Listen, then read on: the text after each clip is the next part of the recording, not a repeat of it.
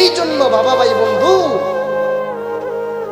একটা লাশের সাথে জিনা করার পরেও যদি এই গুনাহগার যুবক যদি মাপ পাইতে পারে, আমার আপনার জিন্দেগির ভিতরে তো ওইরকম গুনাহ হয় না, তাহলে আমি আপনি যদি রব্বে কারিমের কাছে দুইটা হাত উঠায় মাপ চাই, আল্লাহ কেন তওবা কবুল করবে না?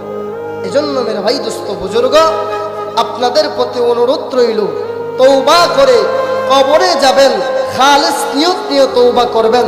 শুধু তওবার মতো তওবা করতে হবে যে এখন এই জায়গা থেকে তওবা করলাম, একটু পরে যাইয়া গুনাহ শুরু করলাম, এরকম তওবায় কোনো কাজ হবে না। প্রকৃতপক্ষের তওবা করতে রাজি আছেন তো? দুইটা হাত উঠায় আল্লাহকে দেখান, রাজি আছেন তো? হাত কেউ নামাবেন না। আল্লাহ আমাদের তওবাগুলো কবুল করেন, জোরে কোন আমিন। আল্লাহ আমাদেরকে খালেস দিলে তওবা করো তৌফিক দান করেন, জোরে বলেন আমিন। আল্লাহ আমাদের জীবনের যৌবনের সমস্ত গুনাহ মাফ করেন, জোরে কোন আমিন। আল্লাহ আমাদের মা বাবার কবরগুলোকে মাফ করেন, জোরে বলেন আমিন। হাত নামান মেরে ভাই দোস্ত বুজুর্গ, যেহেতু লম্বা সময়